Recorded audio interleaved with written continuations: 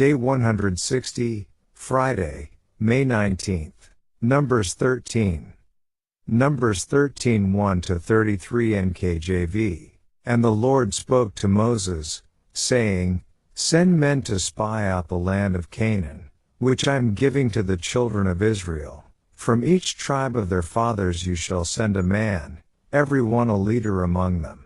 So Moses sent them from the wilderness of Paran according to the command of the Lord, all of them men who were heads of the children of Israel. Now these were their names: from the tribe of Reuben, Shammua the son of Zakur; from the tribe of Simeon, Shaphat the son of Hori; from the tribe of Judah, Caleb the son of Jephunneh; from the tribe of Issachar, Igal the son of Joseph; from the tribe of Ephraim, Hoshea the son of Nun; from the tribe of Benjamin, Palti the son of Raphu; from the tribe of Zebulun, Gaddiel the son of Sodi; from the tribe of Joseph, that is, from the tribe of Manasseh, Gadi the son of Suzi; from the tribe of Dan, Amiel the son of Gemali; from the tribe of Asher, Sethur the son of Michael; from the tribe of Naphtali, Nabi the son of Vophsi; from the tribe of Gad,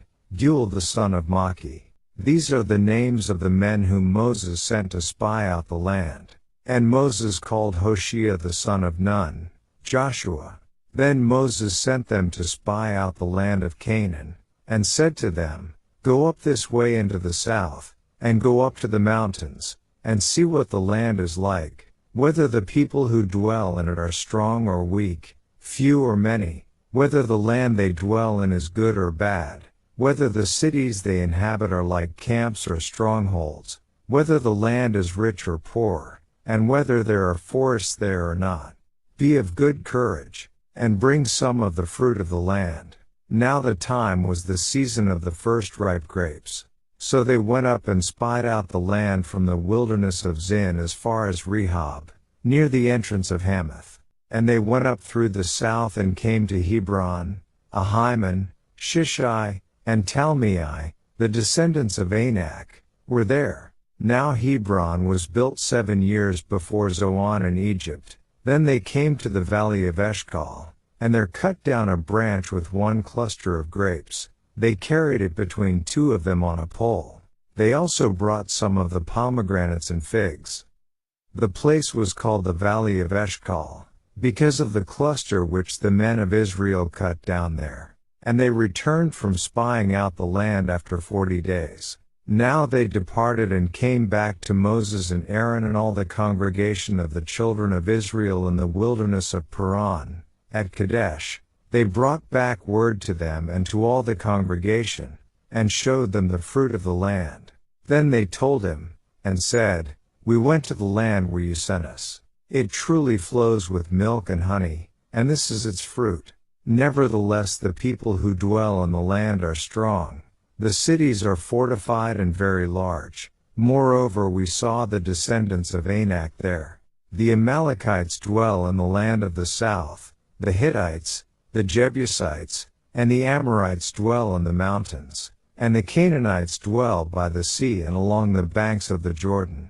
Then Caleb quieted the people before Moses, and said, Let us go up at once and take possession, for we are well able to overcome it. But the men who had gone up with him said, We are not able to go up against the people, for they are stronger than we. And they gave the children of Israel a bad report of the land which they had spied out, saying, The land through which we have gone as spies is a land that devours its inhabitants, and all the people whom we saw in it are men of great stature. There we saw the giants. The descendants of Anak came from the giants, and we were like grasshoppers in our own sight, and so we were in their sight. Daily Deep Dive. No doubt God inspired the decision to send these two who he already knew to be faithful, ensuring that there would be at least 2 faithful witnesses among this generally faithless group to fulfill his requirement that we are to accept something on the testimony of 2 or 3 witnesses. Interestingly, in the end time, after the organized work of God is publicly silenced, there will still be 2 witnesses, Revelation 11:3, who will give a faithful report on the nature of the future promised land, the kingdom of God.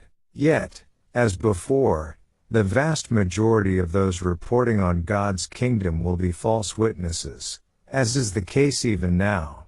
While we see God here telling Moses to send men to spy out the land, 13:1-2, Deuteronomy 1:21-23 shows that this idea was initially brought to Moses by the people.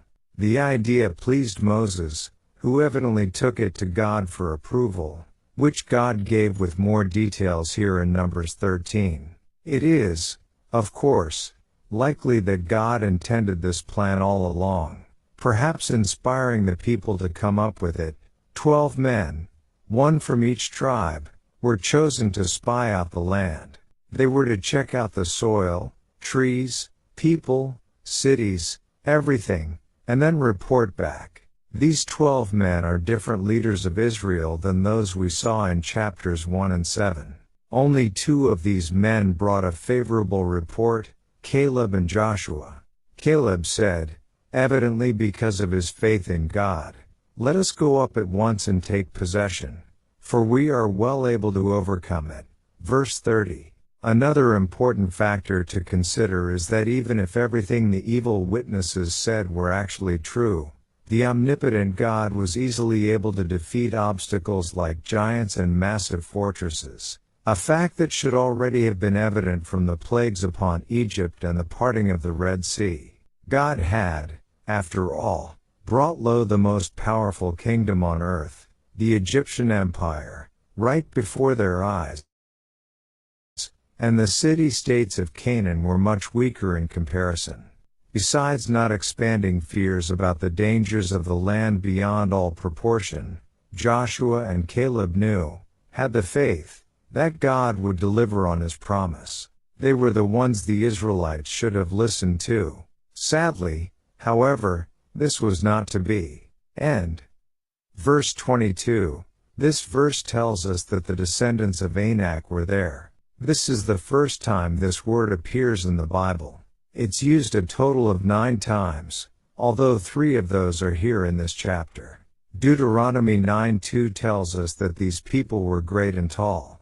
John Gill's commentary on that verse states, "Who described them as very large-bodied men, and of a gigantic stature, the descendants of one Anak, a giant." Verse 23, John Gill's commentary states, "It was so big, and which was not done only for the ease of carrying it, but that it might not have any of its grapes squeezed, bruised, and broken off, but that they might carry it entire and whole for the Israelites to behold." Verse 32, as part of their unfaithful reporting of the land, the men said the men there were of great stature.